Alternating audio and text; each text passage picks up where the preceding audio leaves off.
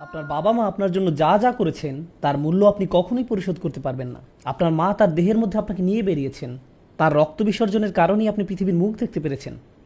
আপনাকে জন্ম দিতে গিয়ে তার প্রায় মৃত্যুই হয়ে গিয়েছিল। আপনি যখন নিজের যত্ন নিতে পারতেন না, তখন আপনার বাবাই আপনার সব প্রয়োজন মেটানোর ব্যবস্থা করেছেন। আপনার থাকার জায়গা ছিল না, তিনিই সেই ব্যবস্থা করেছিলেন।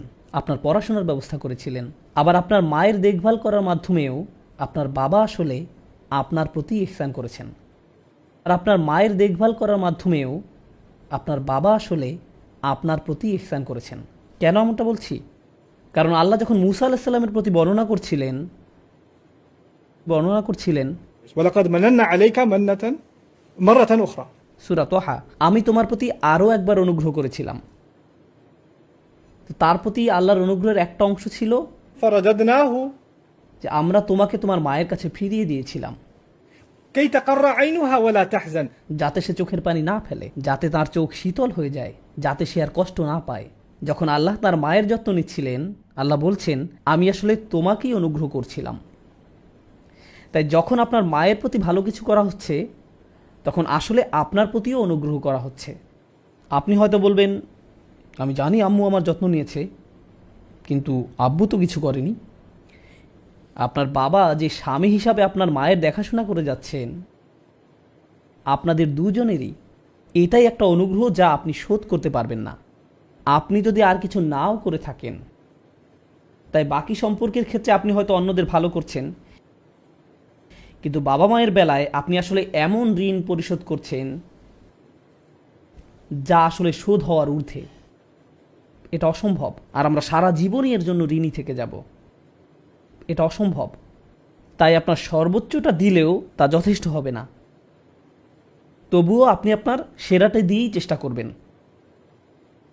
সেজন্য এটা বলা হচ্ছে অবিল ওয়ালিদাইনি ইহসানা। এটা হলো আপনার দায়িত্বের প্রথম অংশ। এর সাথে অন্যদিকেও আপনাকে ভারসাম্য বজায় রাখতে হবে। আপনাকে আপনার স্ত্রী এবং সন্তানদের অধিকার পূরণ করতে হবে, আপনার ভাই বোনের অধিকার পূরণ করতে হবে, এমনকি নিজের প্রতি অধিকারের দিকেও খেয়াল রাখতে হবে। এসব কিছুতেই আপনাকে ভারসাম্য রক্ষা করতে হবে। সেরাটা দিয়েই চেষ্টা করবেন। আর তা না করতে পারলে আপনি কারো না কারো উপর জুলুম করে ফেলবেন, হয় আপনার নিজের প্রতি বা আপনার সন্তানের প্রতি ইত্যাদি। অনেকে আছেন যারা বাবা মাকে দিতেই থাকেন, এরপর নিজের সন্তানদের অধিকার লঙ্ঘন করে ফেলেন। আবার কোনো কোনো পিতামাতা আছেন যারা শুধু চাইতেই থাকেন, তারা তাদের অধিকারের চেয়েও বেশি পাওয়ার আকাঙ্ক্ষা করেন। তারা কোরআনের আয়াত দিয়ে হয়তো বলবেন তুমি আমার জন্য যতই করো না কেন তা যথেষ্ট নয়, তাই তোমার সব কিছুই আমাকে দিয়ে দাও। আর তারা ওই আয়াতই আপনার উপর খাটাবে। তাদের প্রতি আল্লাহ ইহসান করতে বলেছেন, কিন্তু এই ইহসান সংজ্ঞা তারা নির্ধারণ করতে পারেন না। এই সূক্ষ্ম পয়েন্টটা বুঝুন। মা বাবার প্রতি আপনার অনেক দায়িত্ব রয়েছে, কিন্তু সেগুলো তারা ঠিক করতে পারেন না। এটা আল্লাহ নির্ধারণ করে দিয়েছেন। তারা যদি আপনার তদারকিতে থাকা কারো অধিকার হরণ করতে বলেন, যেমন কোনো কোনো অভিভাবক তাদের ছেলেকে বলে তার স্ত্রীকে নির্যাতন করতে, তার সাথে কথা বলা বন্ধ করতে, তারা বলতে পারেন তার স্ত্রীকে খুব সাধারণ অধিকারগুলো থেকেও বঞ্চিত করতে, কিন্তু আপনি এমনটা করতে পারেন না। যখন আপনি কোনো নারীকে বিয়ে করলেন, আপনি তখন তার ওয়ালি হিসাবে তাকে নিজের যত্নে রাখার প্রতিশ্রুতি দিয়েছিলেন। আপনি তাকে সুরক্ষিত রাখার অঙ্গীকার করেছিলেন, যেই দায়িত্বটা এর আগে তার বাবার ছিল। যে কোনো মূল্যে তিনি তার মেয়েকে রক্ষা করতেন। ওয়া আখাযনা মিনকুম মিসাকান গলিযা। নারীরা তোমাদের কাছ থেকে সুদৃঢ় অঙ্গীকার গ্রহণ করেছে। এখন স্ত্রীর দেখাশোনা করা আপনার দায়িত্ব। তাই আপনার পিতামাতা যাই বলুক না কেন, আপনি আপনার স্ত্রীর প্রতি অবিচার করতে পারেন না। এর উল্টোটাও সত্য, স্ত্রীর কথা শুনে আপনি আপনার বাবা মায়ের সাথে অন্যায় করতে পারেন না। তাহলে এর অর্থ কী দাঁড়ায়? আমি নিজেকেও মনে করিয়ে দিচ্ছি, এই জীবনে কেউ না কেউ আপনার প্রতি অখুশি থাকবেই। সব সময় পুরুষ হিসেবে জীবনযাপনের জন্য আপনাকে অভিনন্দন, আমাদের দলে আপনাকে স্বাগতম। কেউ না কেউ নারাজ থাকবেই আপনার ব্যাপারে। বাবা বলবেন তুমি ভালো সন্তান হওনি, মা বলবেন তুমি আমার চেয়ে বউকে বেশি ভালোবাসো, স্ত্রী বলবেন তুমি খালি বাবা মায়েরই খেয়াল রাখো, আমি তো তোমার কেউ না। বাচ্চারা বলবে তুমি শুধু দাদা দাদিরই যত্ন নাও, আমাদেরকে পাত্তাই দাও না। আবার বাবা মা বলবে তুমি শুধু বাচ্চাদেরকে নিয়েই পড়ে থাকো, আমরা তো এখন আবর্জনা। সবাই ভাববে যে আপনি কিছুই করেন না। আপনি পুরোই অকর্মা। হয়তো কেবল জানাজাতে আপনার ব্যাপারে ভালো কিছু বলা হবে। ও অনেক ভালো মানুষ ছিল, ভালো মানুষ ছিল। কোনো কোনো অভিভাবক দেখবেন সন্তান বেঁচে থাকা অবস্থায় ভালো কিছু বলবে না, কিন্তু মারা গেলে বলবে আমার ছেলেটা খুবই ভালো ছিল, অনেক যত্ন নিত আমাদের। তো পুরুষ হিসাবে আপনি এটা মনে রাখবেন, এমন জীবন আশা করবেন না যেখানে কেবলই আপনার প্রশংসা করা হবে।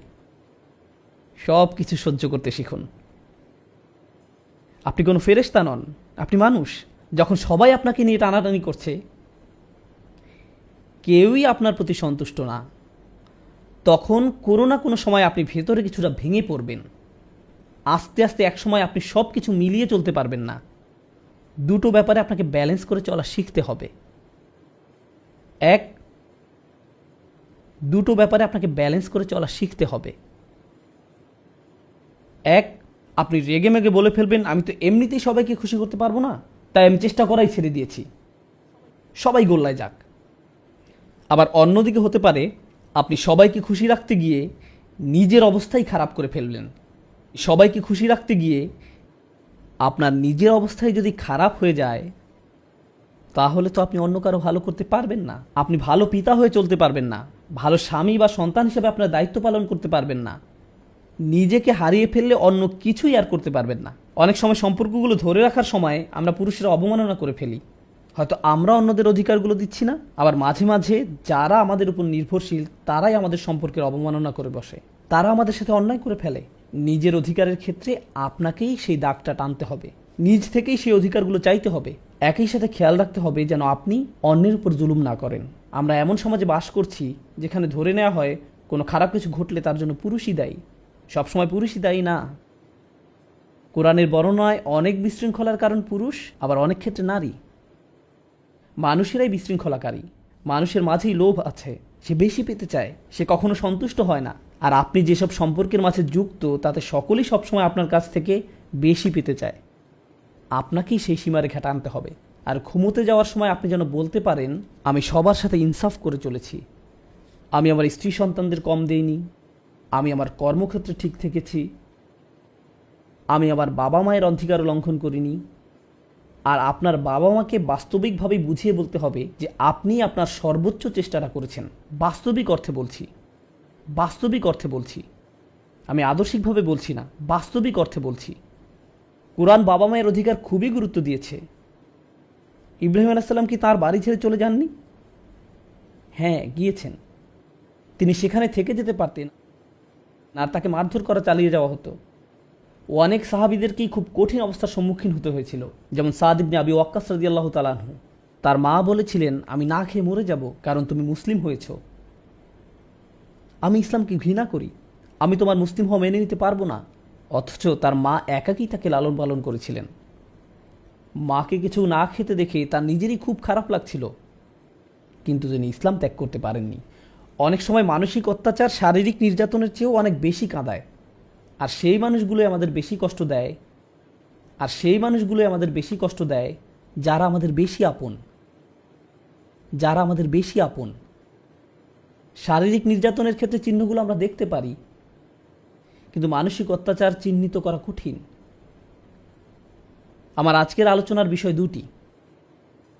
এক, নিজের দিকে ভালোভাবে তাকিয়ে দেখুন আপনি নিজে দোষী কিনা, আপনি অবিচার করছেন কিনা। দুই, নাকি আপনার উপরই কোনো অবিচার করা হচ্ছে। আপনার উপর অনেক বিষয় নির্ভর করে। যদি আপনার প্রতি অন্যায় চলতে থাকে তাহলে একসময় আপনি ভেঙে পড়বেন, নিজের দায়িত্বগুলো ঠিকমতো পালন করতে পারবেন না। সুতরাং অন্যকে খুশি করা নিয়ে দুশ্চিন্তা করবেন না। মানুষকে সন্তুষ্ট করা এমন এক গর্ত খোঁড়ার মতো যার কাজের কোনো শেষ নেই। আপনার কাজ তাই আল্লাহকে খুশি করা। আপনি যদি এখনই মারা যান তাহলে যেন আল্লাহর সামনে দাঁড়িয়ে পূর্ণ চেতনা নিয়ে বলতে পারেন হে আল্লাহ, আমি কারো অধিকার কম দেইনি, আমি কারো প্রতি অবিচার করিনি। আমি জানি তারা সবাই হয়তো এমনটা মনে করে না, কিন্তু তুমি আর আমি জানি আমি কতটুকু করেছি বা করিনি। এটাই ইহসান। ইহসান হলো আত্মসচেতনতা। আপনি যদি অন্য মানুষের স্ট্যান্ডার্ড অনুযায়ী চলতে যান তাহলে আপনি যাই করেন না কেন আপনার 12টা বেজে যাবে, আপনার 12টা বেজে যাবে।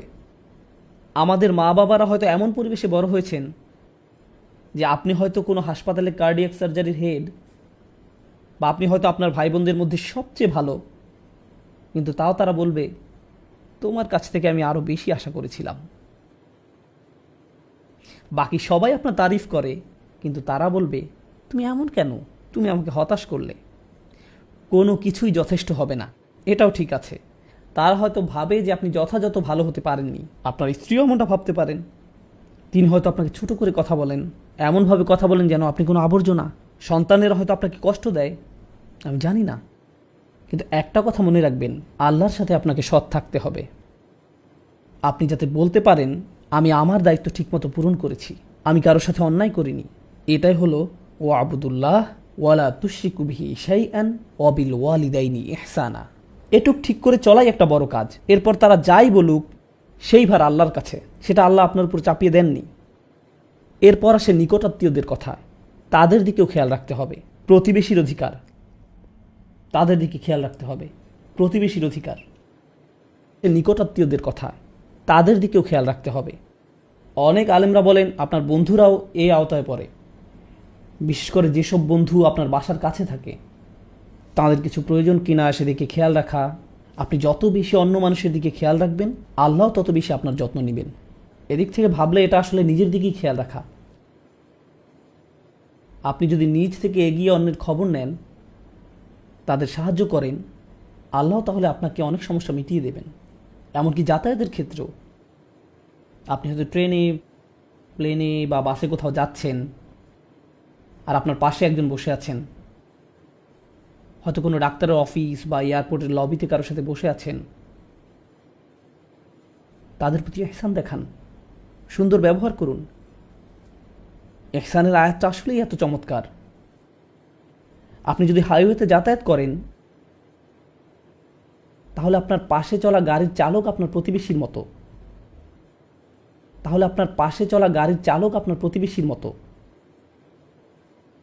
তাই যদি তাকে কোনো ইঙ্গিত না দিয়ে হুট করে মোড় ঘুরিয়ে নেন, তাহলে সেটাও আয়াতটির অবমাননা হবে।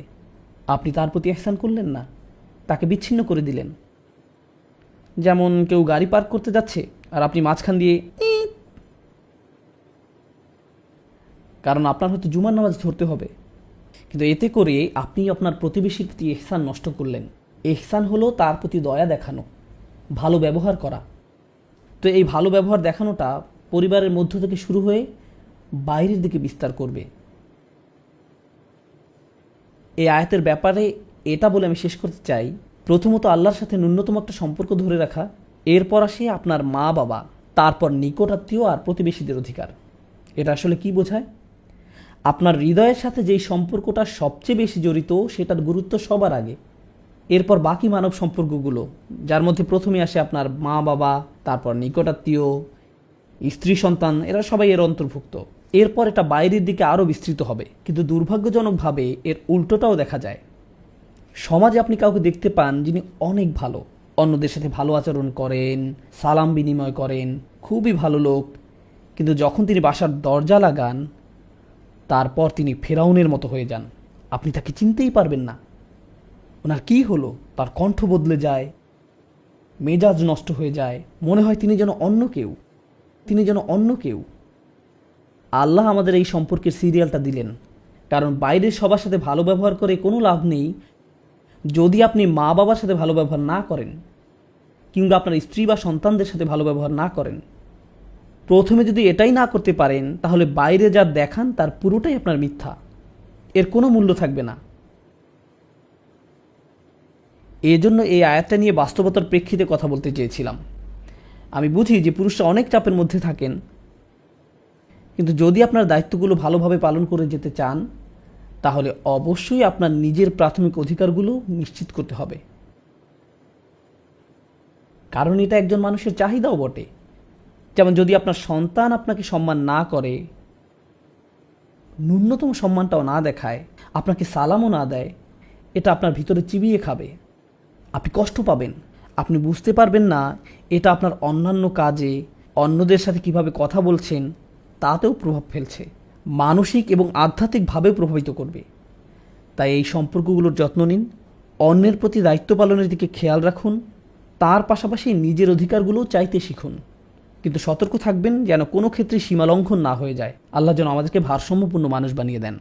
বারাকাল্লাহু লি ওয়া লাকুম। আসসালামু আলাইকুম ওয়া রাহমাতুল্লাহ।